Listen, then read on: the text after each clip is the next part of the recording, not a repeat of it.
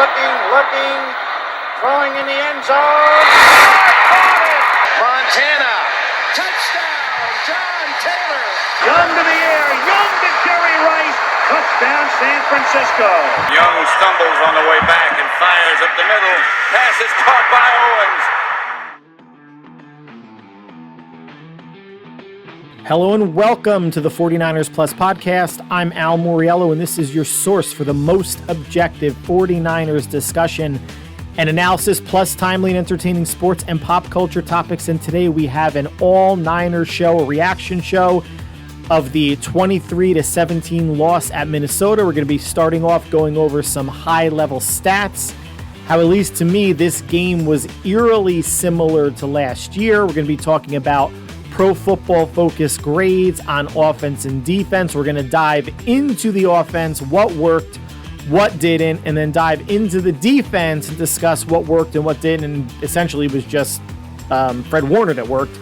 Nothing else really did. And we're going to be talking about the scheme and if offensively, at least if Shanahan has been found out by Brian Flores, and if the defensive scheme that has been carried over for Nick Sorensen, if that's been found out by teams as well.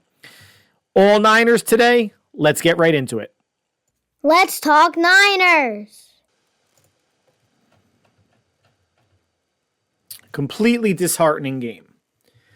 Not the fact that it was a loss, although that's certainly part of it, but the way that the 49ers felt like they were out-schemed and out-coached for the majority, if not all, of the game. So San Francisco returns to its own personal house of horrors in Minnesota. You know the stats. They haven't won there since 1992. They were 0-7 going into yesterday and lost 23-17. Let's go over some high-level stats. 403 yards of offense for the Vikings, 399 for the Niners. Each team had 2 turnovers. The Niners had the advantage in first downs, 24-17, and a whopping 9.5-minute advantage in time of possession. This game, looking back, feels so eerily similar to last year's game in terms of some of the thematic things that happened outside of the score, right? 23-17 this year, 22-17 last year. Okay, whatever that's worth. Both games, the Vikings quarterback had a big game while missing offensive weapons. Last year, Cousins was the quarterback, missing Justin Jefferson. This year, it's Sam Darnold, a distinct step down at quarterback, and he was missing TJ Hawkinson and Jordan Addison. Brock Purdy, exactly like last year, threw 2 second-half turnovers. Had 2 second-half turnovers. Now, last year, they were interceptions on their final 2 offensive drives.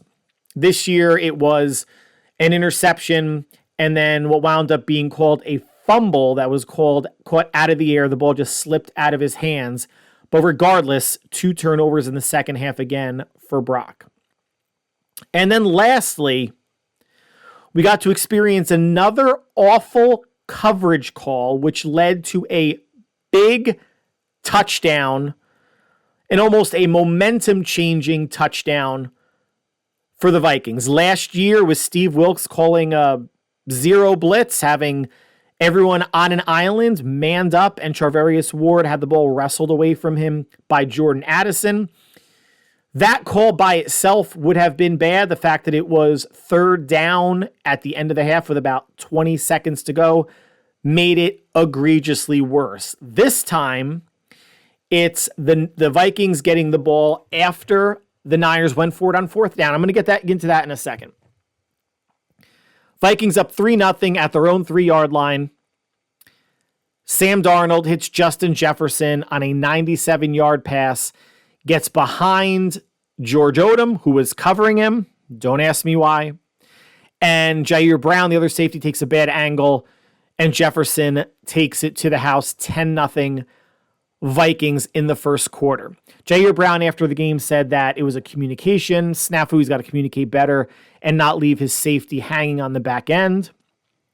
We saw other communication issues later in the game in the fourth quarter, I believe, and it was between Charvarius Ward and I think Jair Brown, where after the Vikings were inside the 10 or right around the 10, they were in the red zone.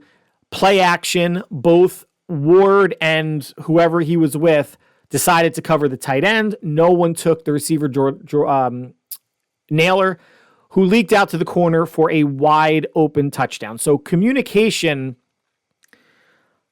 I can understand communication during a play, but before a play, people should know who they have. And it's not like Ward bit on the play fake. It was not him selling out and run support. It's he just decided to take the same player that his teammate took and leaving a wide receiver wide open.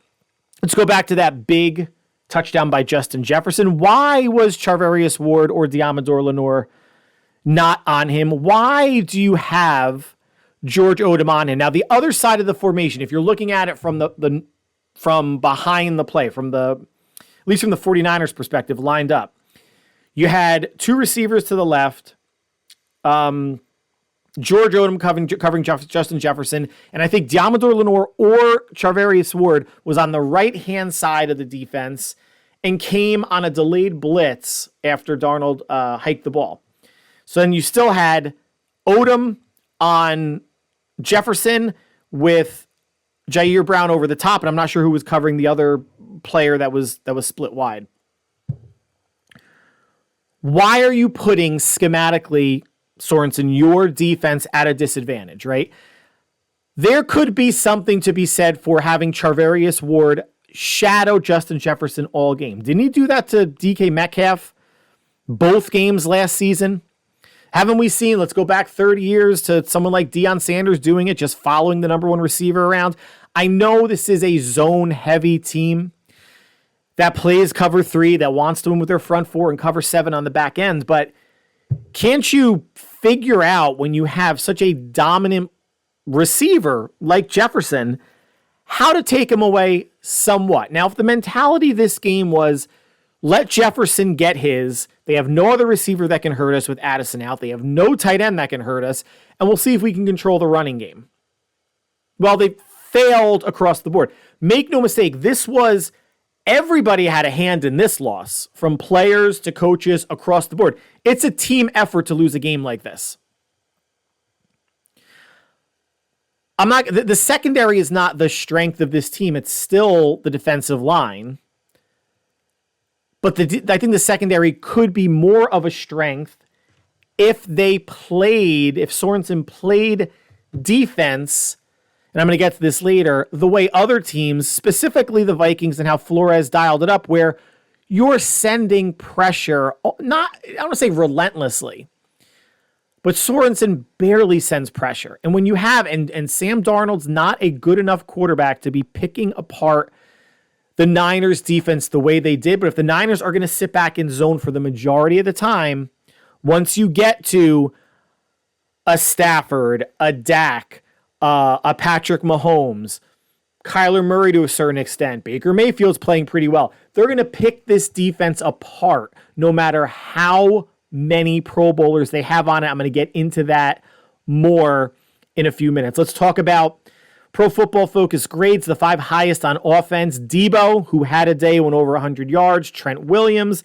Kittle had a very solid day, also 7 receptions. Fellow tight end Eric Sauber and Jordan Mason, who went over or right at 100 yards. 3 lowest, Juice, Ronnie Bell, and Dominic Pooney. That's why, guys, let's not get too high on any one player, rookie or otherwise. This is a week-to-week league. Pooney looked great in the preseason, looked good against the Jets, got humbled by the Vikings, at least per Pro Football Focus. I went back and rewatched some of the game. I wasn't keeping track on who gave up this sack and et cetera, et cetera. I do have a life, but I do just wanted to get a flavor of what the line was up against. And the line got whipped for too much of this game. Now let's go to defense. The 5 highest rated: Warner, for sure, Diamador Lenore, Nick Bosa with 2 sacks, Jordan Elliott, and Devondre Campbell. Even though watching the game, he seems to have had a worse game against Minnesota than he did against the Jets. We'll see with D. Winters when he gets healthy. Could that eat into some playing time, or Curtis Robinson, just to give someone with a little bit more youth and speed? Devondre Campbell is not the fall guy here. Don't misunderstand me. But it doesn't hurt to take a player out and bench them. Or, bench them, see what another player has. I mean, Kyle's done it before, right? Remember Killa Witherspoon in the playoffs against the Vikings, got beat by Stephon Diggs, came out. Now, that game essentially ended his tenure with the 49ers. George Odom came out after giving up that touchdown to Justin Jefferson. So Shanahan and by extension Sorensen, even though it's his first year, this is a team that does not shy away from taking players out if the coaching staff thinks they're a liability. The only one that I can't figure out why the fuck he's still on the team is Ambry Thomas. He's been benched a handful of times. He sucks, but he's still on the goddamn team, and he's designated IR to return. Hopefully they just cut his ass and save that IR to return spot for somebody else. Don't go down with the ship, Kyle. Don't hesitate to put a Renardo Green in, maybe for an Isaac Yiadom, or to make some changes. They brought in Malik Mustafa in for George Odom. I don't know how long that's going to stay. Plus, with Hufanga coming back, the secondary could revert back to, or the back end, to Jair Brown and Talanoa Hufanga. But you have Rock Ya-Sin there. You have Renardo Green there. You have Darrell Luter, who wasn't inactive. I mean, and there needed to be 5 inactive. So someone in the secondary, because they carry 6 corners, was going to sit. That's fine. You have the horses to challenge teams more on the back end. They're not doing it. And Sam Darnold made it look way too easy. We're going to get into more of that later. Now, on offense, before we get into how the Niners performed, what we all saw, things that could have gone better, I'm on record of saying I don't like to chase points early in the situation where the Niners are down 3-0. Now, if that makes me a pussy or too conservative, whatever, I don't give a shit. But when you're at the 2-yard line and you're down 3-0, I understand the mentality of, well, if we don't get it, we give them the ball at their own 2. Fine, then you just can't have a dick play call on defense, a blown coverage, a blown assignment, a blown matchup that gets you down 2 scores. I am of the point, and I'm of the mind, and I've always been, I don't want to put myself or my team in a situation where you can be down 2 scores, right? Who knew that they were going to throw a 97-yard bomb to Justin Jefferson? But if they had kicked a field goal and they threw that bomb on the next drive, they're still only down 1 possession. And you could say, oh, that's revisionist history. No, that's my philosophy on offense, is do what you can to keep yourself within 1 score. Or if worst case scenario happens, aka a touchdown, you're still only down 1 score. It wasn't the most egregious thing to go for it on 4th down, but why shotgun? Why not a handoff or some sort of play action? Something like, did we not, even though it was just an end of 1, did we not learn from the Seahawks Patriots Super Bowl? You got the ball inside the 5, you got a battering ram of a running back, and the Super Bowl was like, what, 2nd down? They could have just handed it off to Lynch 3 times. Called a timeout, handed it off 3 times. We'll never know if Mason would have gotten in, but I don't like shotgun from inside the 5 ever. I feel like it just takes some options away, and a play action from shotgun doesn't really do it to me. A play action boot, fake it to use check, throw to someone, back of the end zone or on an in. Absolutely. Especially the way that the Niners and Mason were running in that first quarter, in the first half overall. I do not like the decision of leaving points on the table. Even though it was so early, you didn't realize this was going to be a game where points were going to be at a premium. but it's a Brian Flores defense that they couldn't handle last year, and they knew what they were in for, and it played out the same way. I would have taken the 3. It would have made the last drive, feel a little bit different than kicking the field goal. I mean, I know all that, but I'm just saying my philosophy, do whatever you have to do to always stay within a score, even if a team scores after you score. Meaning 3-0, 3-3, a touchdown makes it 10-3 in one score. Offensively, how does a 49er team with this kind of defense have a 300-yard passer, a 100-yard rusher, a 100-yard wide receiver, and win the turnover battle by the time of possession battle by 9.5 minutes and still lose the game? And look not great doing it. Well, one part is that they were 3 of 13 on 3rd and 4th down. So you're talking about 20% conversions. On the year, this offense is 9 of 26. That's 35% conversion rate, and that is tied for 21st in the NFL. They are not sustaining drives, and as much as we want to say, and it could be a truism, that this is the Christian McCaffrey effect, that he could help his presence on the field, his presence during a route in the passing game, could extend Niners drives and give them life with a check down or whatever it may be. Against a team like the Jets, who struggled just as much on 3rd down, or actually not even just as much. They actually, I think, they were maybe 6 for 10. So they had a good 3rd down, but they were just not able to stop the Niners on the ground. They were not really able to get, things going for the most part, aside from that first drive and that Allen Lazard broken play. But offensively, you can't just look at numbers, right? You put up 400 yards of offense, should be able to win a game, but not when you're giving up 400 yards also to Sam freaking Darnold and an undermanned offense. The Niners offense is undermanned because they don't have McCaffrey. So what?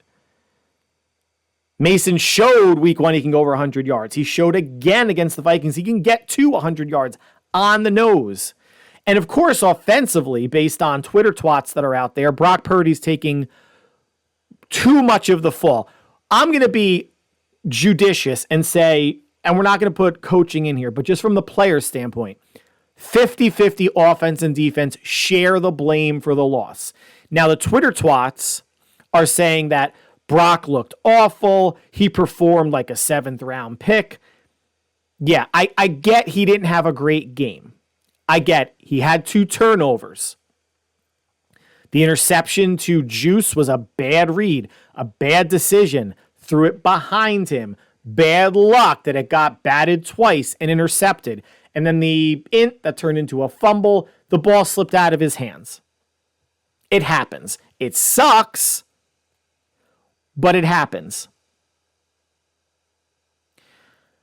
Brock was sacked 6 times. I went back and I said, I will breeze through the commercials, but watch the vast majority of the game, punts and stuff, didn't do, stuff like that.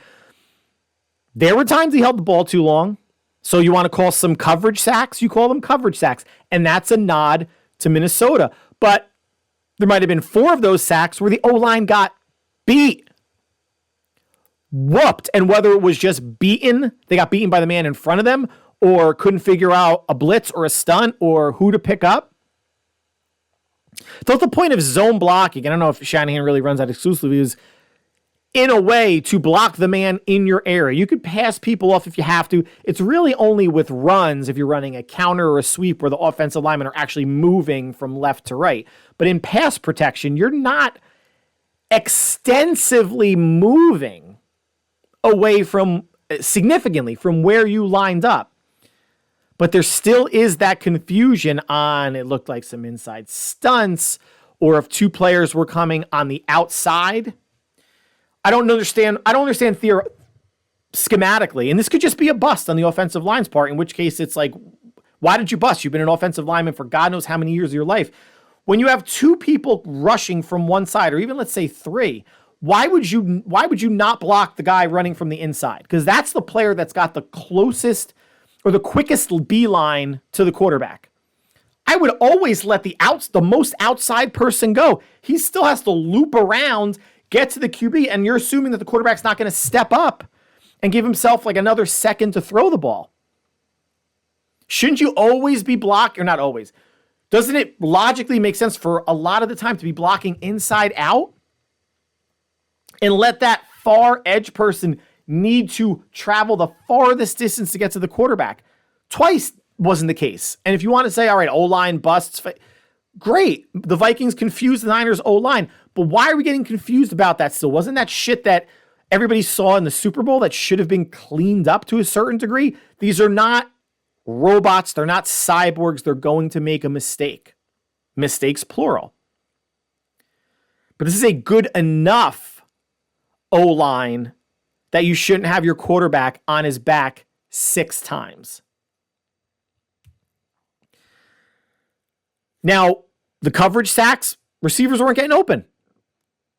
There were times where Purdy looked uncomfortable, looked uncertain, and that's another mock that Twitter twats are having. Are we saying, guys, that Brock Purdy is the quarterback messiah, that he should never be confused by a defense? He should never hold the ball too long, hoping that somebody's going to get open and essentially maybe take a couple sacks in those instances? Are we saying that Purdy has mastered the quarterback spot, playing less than 2 full years, that he should never get confused or look flustered? That is such horse shit. Purdy's played so well in his time in San Francisco. He's, I guess, set the bar high for himself, right?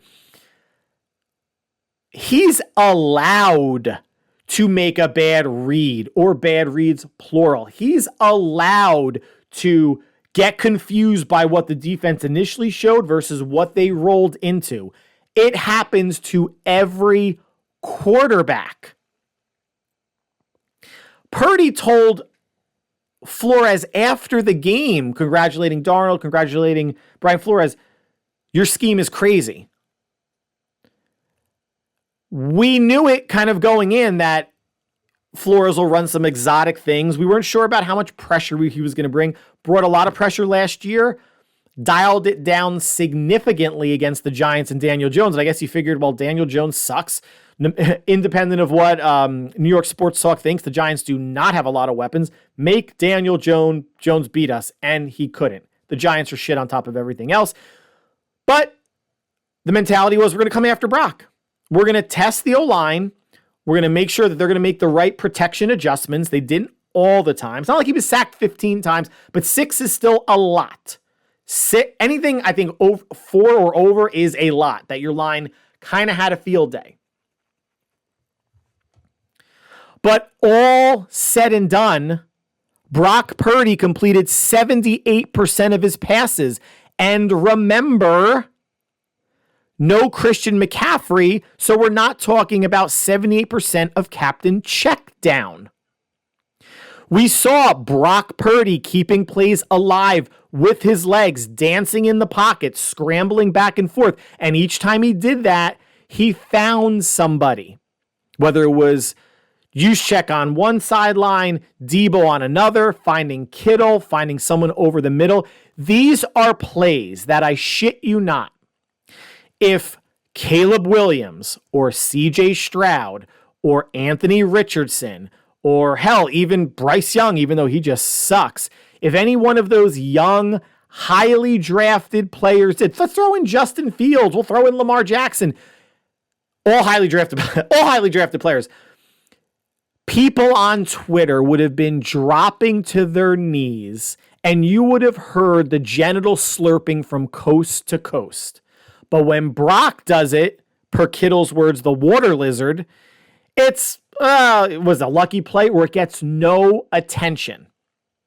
Caleb Williams was making some of these plays in preseason, right? And there was so much talk about the Bears maybe challenging in the division, and they're a playoff team, and Caleb Williams is maybe in the best situation any number one quarterback has ever been put in, and he's shit right now. The whole team is shit. I have DeAndre Swift. DeAndre shit. Like, that whole team is bad. Now, could they turn it around and maybe fight for a wild card? Sure. Who here has any confidence that will happen? I don't. Keeping plays alive with his legs and looking downfield, that's something that it's an intelligence. It's something that you innately have, and it's something that people who have less athleticism will be prone to do versus quarterbacks with more athleticism, right? You have a lot of quarterbacks that are 1 read and go, 2 read and go. You're starting to buy time. It's going to be buy time to run, not buy time to buy time and look downfield. All that being said, and kudos to Purdy for doing that, but all that being said is I'd like to see him take off a bit more, right? Like, whereas in his mind, the 15-yard completion downfield is better than the 5-yard run.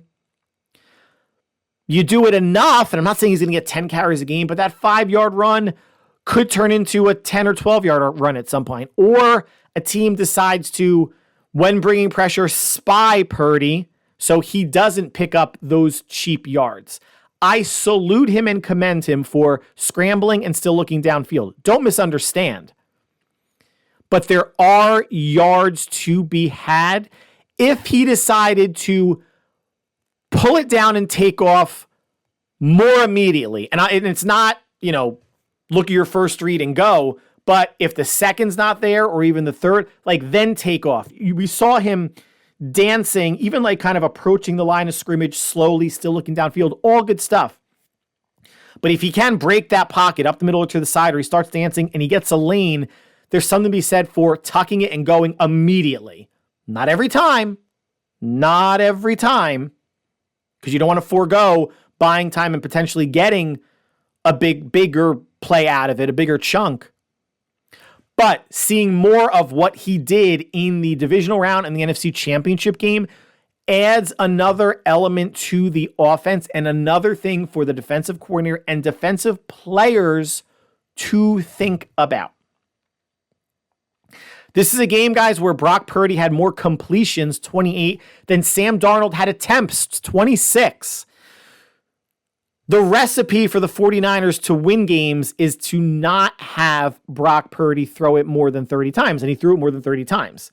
They are just a better team when it's ball control, and it's not that they're not asking Purdy to do too much. There are going to be games where they're behind that he's going to have to throw. There are going to be games that, based on how this defense looked at least against the Vikings, that there's going to be shootouts. And you can't have 14 play drives that are going to take up 7 minutes if you're down by 2 scores in the second half, 3 scores in the second half. It's been, I think, proven, and I can't remember the stat that I saw, the Niners have a much better winning percentage when Brock throws it less than 30 times than more. But sometimes how the game unfolds, how the offensive script and play calling unfolds would dictate the number of passes your quarterback's going to have. I don't think Brock was the problem. Did he look completely cool and comfortable? No, but did he drop some dimes? Absolutely. Was he rattled by the rush? No. And there's a difference between being comfortable based on what you're seeing in pass coverage versus comfortable or uncomfortable because the rush is getting to you. The rush was getting to Brock. He was either getting sacked or sidestepping it or getting the ball away, incompletion, whatever it may be. Brock was not rattled by the rush. He was confused by what Flores was doing. And that's okay because Brock Purdy is not the savior upon savior of all quarterbacks. And he's still at a game throwing an interception where he had a QB rating over 100. His QBR was not quite where it needed to be because that takes the fumble into consideration. Brock was not the problem. Brock was not the problem. He stood in there and he gave his team a chance when his offensive coordinator was getting outcoached by Brian Flores. He outperformed the plays given to him. He performed above expectations for the plays drawn up because of what he had to do, what he had to process, and the time he had to buy on far too many plays, either to make something out of it or to throw the ball away or live for another down. All right, enough about Brock. Let's get into the running backs. Mason, 20 for 100 and a touchdown. had a solid game. Stronger first half than second half. His pass protection was solid, guys. Went back and watched it. He was wrestling guys to the ground. He was blocking guys to and through the ground, through the whistle. Played well. This is why Shanahan gave him the ball 20 times and trusts him as the new running back one. Isaac Guerrero, yeah, he got a carry, 1 carry for no yards. Did not play again. That carry, he had no chance. You could have put Walter Payton back there, Barry Sanders, Marshall Faulk. No chance. Line busted. He was tackled right at the line of scrimmage. But only 1 carry. Better than 0, marginally better than 0 carries, but we still saying we can't break the running back rotation up a little bit more? And just in terms, now we're going to talk about George Kittle, but this is in terms of running backs. You may have heard Kittle after the game, post-game interview, saying that there's certain things we can't do without Christian McCaffrey. And that is a truism. It's true.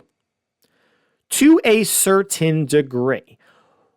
There may be plays that are specifically dialed up for McCaffrey where you have him split out wide. Maybe he's running a choice route, or he's doing something akin to a slot receiver that no other running back on the roster currently can do. But if we're talking about McCaffrey in the backfield, leaking out, doing something, running a pattern from the traditional running back position, why can't Jordan Mason do that, right? If nothing else, it's another person in the pattern. He could be a decoy. And if he's open, you have to imagine, or when he runs it, as opposed to McCaffrey, you have to imagine defenses are going to pay less attention to Mason than McCaffrey. Now, McCaffrey may draw 2 players, whereas Mason draws 1. And in this instance, maybe it's Minnesota playing the Niners more straight up. I'm not saying man to man, but just more straight up. They're not really tilting anything to one side of the field or one player. But maybe Mason can beat that one player on his leak out or a Texas route or something. To not give him the chance is the issue that I'm having. It's like when Debo was out last year, to say that there's so many plays that are you have to take out of the playbook because Debo's not in. Why do you take him out? Why not just run them with, at the time, Ray McCloud? And if it happens again this year, why not run it with Jacob Cowings? Yes, different player, smaller player, not as big, not as physical, not as strong, but make the defense respect your horizontal game. Make them respect tunnel screens and cover every blade of grass on the field. That shouldn't go away because you don't have certain players in, but this is a stubborn Kyle Shanahan thing where he only feels comfortable. Forget what I'm going to call running certain plays, because that may imply the ball going to, if McCaffrey was in or Debo. It's calling certain plays, calling those same plays with different personnel in. And I think the most laughable thing last year was calling, when Debo was out, having Jawan Jennings in the backfield and giving him a handoff. Of all your receivers that you can give the ball to, and you want them to treat him like, a running back or like a punt return or someone running with the ball in space, it's Jennings, the slowest player on your team?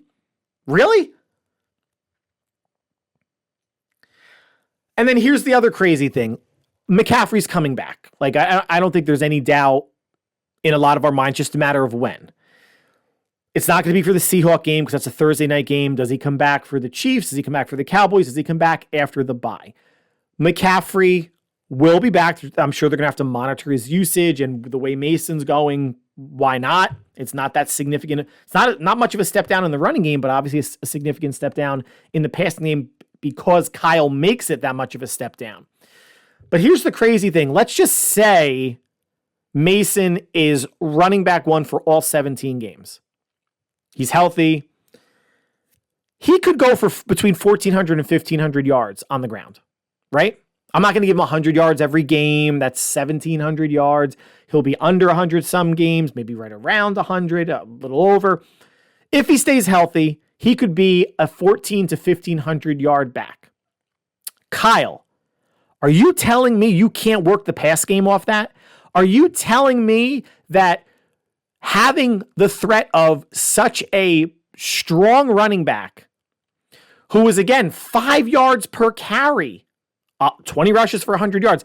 That you can't play some maybe 90s Broncos football when your dad had Terrell Davis and a broken down Elway and your dad, McCaffrey's dad, Ed McCaffrey and Rod Smith as receivers, that you can't run your offense in a way through Mason, more play action, feeding Kittle more.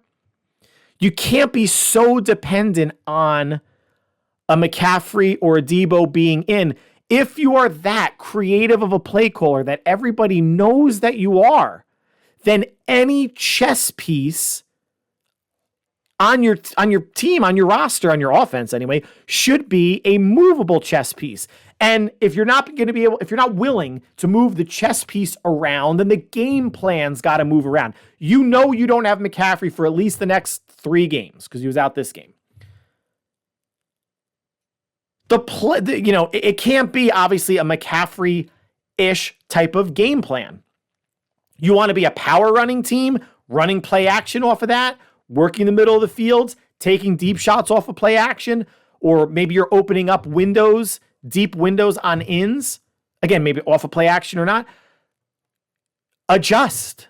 And he's forgotten more about football than any of us will ever know. Anybody making suggestions, myself, anyone on Twitter, even former players on ESPN or NFL Network, Kyle Shanahan knows his personnel and players and what works and what doesn't work, and football in general more than anybody that's going to be talking about it.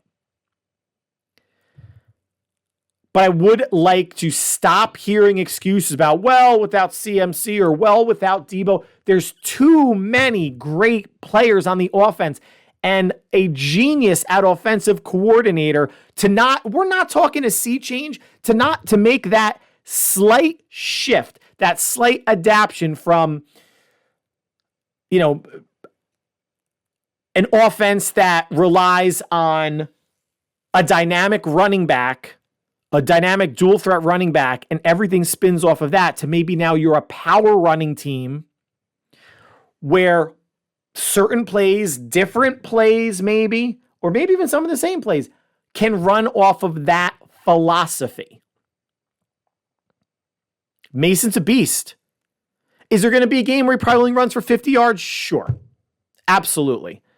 But the Vikings were challenging the Niners at the line the majority of the game, and Mason was still breaking runs through the middle, still breaking runs outside. The Vikings, whatever they did at halftime, and I think halftime adjustments are very, very overrated because you only have 12 minutes to do anything. But the Vikings played the run much better in the second half than the first half.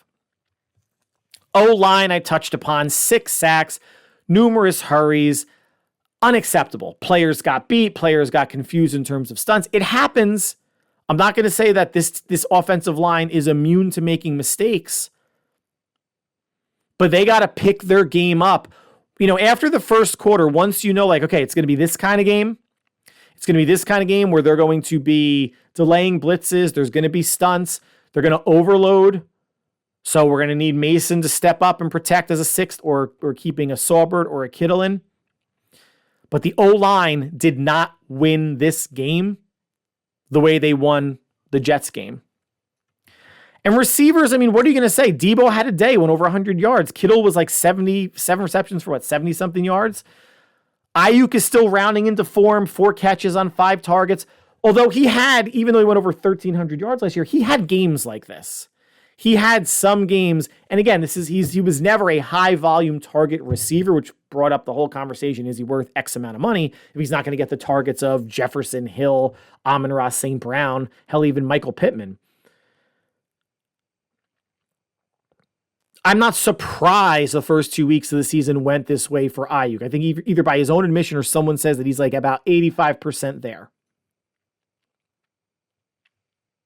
This should be a get-right game against the Rams. We'll preview that on Thursday. Rounding into form, I think they needed Ayuk to step up. They needed everybody to step up, right? This was a total team loss and a total team win by the Vikings. But it would have been nice after game 1 to see your $30 million receiver shoulder a little bit more of the load in terms of targets and receptions and beating, if it was Stephon Gilmore on him or whatever zone, or if they were bracketing him, whatever it was. And maybe game 3 is the game that'll happen. We'll have to see. Let's flip it over to the defense. Let's start with the good. No penalties. Only 3 missed tackles.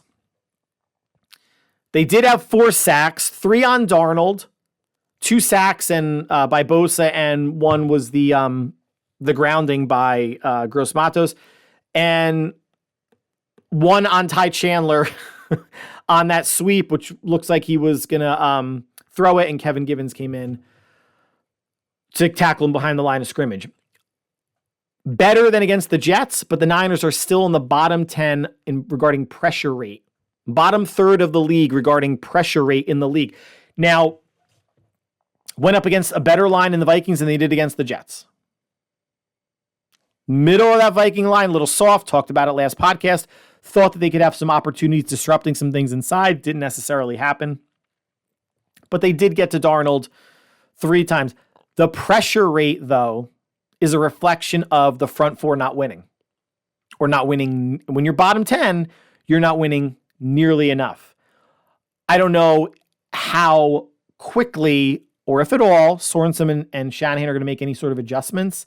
But I want to see, this team does not play downhill. Playing downhill to me means challenging, getting up in the quarterback's face, whether it's at the line, in receiver's face. You can't play downhill if you're 7-8 yards off and keeping everything in front of you, and then okay, we're going to play downhill and come up and tackle you. That's downhill to me is a bit more aggressive than a read and react type of defense. And I'm not saying they should be playing that way 70, 80, 90% of the time. 25 or 30, I'd be happy with, because it's certainly not happening. Defense got to stop after the block punt. Mitch Wishnowsky, what the hell are you doing?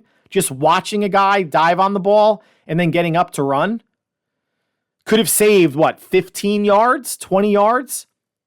The defense held them to a field goal to make it 3-0. More good, Fred Warner single-handedly kept the Niners in the game with an interception of Darnold and a fumble.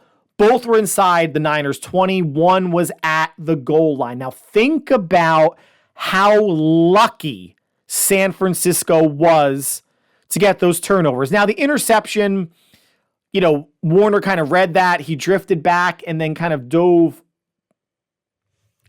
away from where he was leaning to make a really nice interception. And the fumble was a punch out of Aaron Jones at about the 2 or 3 that Isaac Yiadom recovered inside the 1. But it's luck, guys. You can't count on turnovers. You can't count on turnovers in the red zone. That's 3, 6, or 10, 14 more points the Vikings could have had. Let's conservatively say, let's say 10, because that would have been a field goal if Warner doesn't intercept it, if they get stopped on that drive. And Jones, if he just holds on to it or doesn't fumble, probably falls into the end zone, or they probably score on the next play. That luck negates the fact that the Vikings drove the ball down on this Niners defense those 2 drives and had 2 additional drives to score, but the Niners got bailed out by some luck and great plays by Fred Warner. Can't count on that every week. Run D, after I think all of us had hope against the Jets, although, Breece Hall, top 3 back, Jets, probably again a bottom 10 offensive line.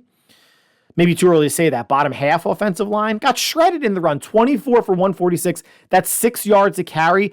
And they got shredded by 3 players. Ty Chandler, the backup. Aaron Jones, who actually had to come out because he got banged up a little bit. And Sam Darnold had over 30 yards rushing. 6 yards per carry for a team that did not have its 2 of its 3 top pass catchers, Hawkinson and Addison. And Justin Jefferson is a handful, to say the least. But to know that they didn't have a lot of weapons that could beat them, and they could force the issue in a way and make the Vikings one-dimensional. I don't know if the mentality was, all right, we're going to take Jefferson away and just have anybody, and then just control everything else. Every other receiver, the running game, whatever it may be. Well, Fail, fail, fail, fail.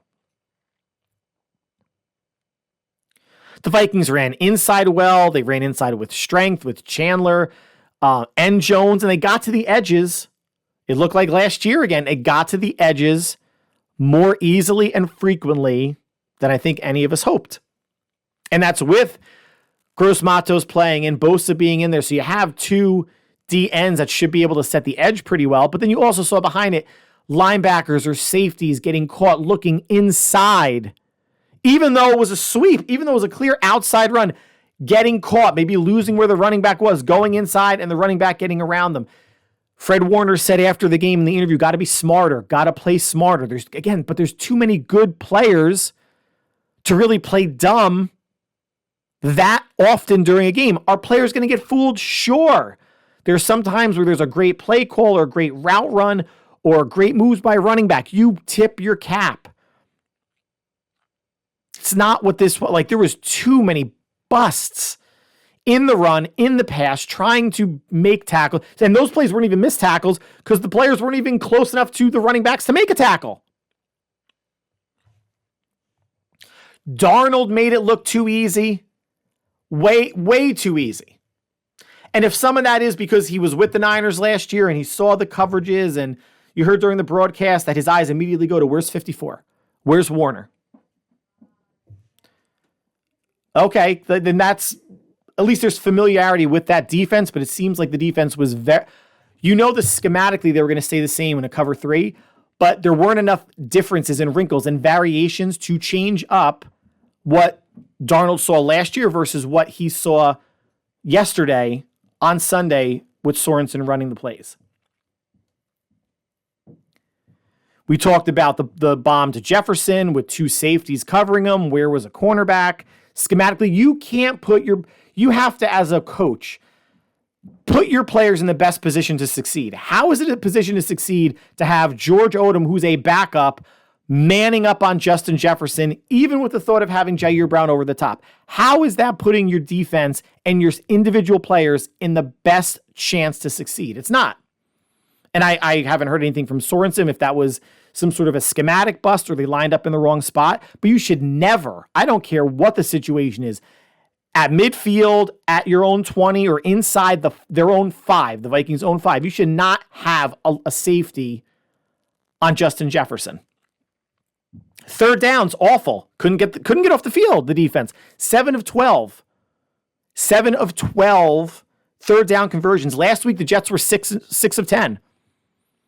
So over 2 games, 13 out of 22, 59% allowing third down conversion rates. That's the worst in the NFL. And it would be the worst, if you looked at last year's team, that was the worst out of third down conversions. This year's Niner team is 5 percentage points worse than that. Which leads me to, and in conclusion, is that the scheme. Have teams, other teams, caught on to the wide 9 in terms of pass protection because the sacks and the pressures aren't there and haven't been there for the last third of last season. And okay, good. 4 sacks today. 2 sacks, 1 grounding, and a running back who turned into a quarterback that got tackled out of bounds. Not super impressed with that. And one of the sacks, if you remember, was Sam Darnold scrambling and inexplicably running backwards into his own lineman, and Bosa tackled him. If Darnold ran upfield, he would have gained yardage. Said it before, I'm going to keep saying there's too many Pro Bowlers on this defense to not exert its will at times. I'm not saying every snap of every game, of every possession, and every down and distance situation. We saw Minnesota do it yesterday. They were at times dictating where the ball was going to go, what was going to happen. Was Purdy going to have to get rid of it quickly? Were they going to collapse the pocket? Were they going to show and drop? The Niners are more vanilla, and that is the difference between Wilks and Sorensen. I don't know if Steve Wilks would have won this game at defensive coordinator. Probably not, because Shanahan ultimately got outcoached by Flores. But whereas last year was disguising coverages on the back end and bringing some pressure, this year it's basically rush with 4 and cover with 7 and make things much easier mentally and schematically on the secondary. It's not going to work against good or really good quarterbacks. It should have worked against Sam Darnold, but the fact that it didn't, red flag. The whole Jets game, we're not going to say week 1's an anomaly. Anything can happen week 1. Crazy stuff happens week 1. Who saw the Raiders beating the Ravens, in week 2? Bengals looked like crap week 1. They should have beaten the Chiefs yesterday. Weird stuff happens, certainly in week 1, but for the first 2 to 3 weeks of the NFL season before all teams get their footing under them. But if Sam Darnold could shred this defense, and if this defense does not slightly evolve or maintain or develop a slightly more aggressive identity, they are going to get shredded by the better quarterbacks in this league. The idea of cover 3, keeping everything in front of you with a 4-man rush, only matters if the rush wins the majority of the time. And again, they're bottom 10 in pressure rate. The line, the rush, it's living off of reputation. It hasn't been ferocious for a while.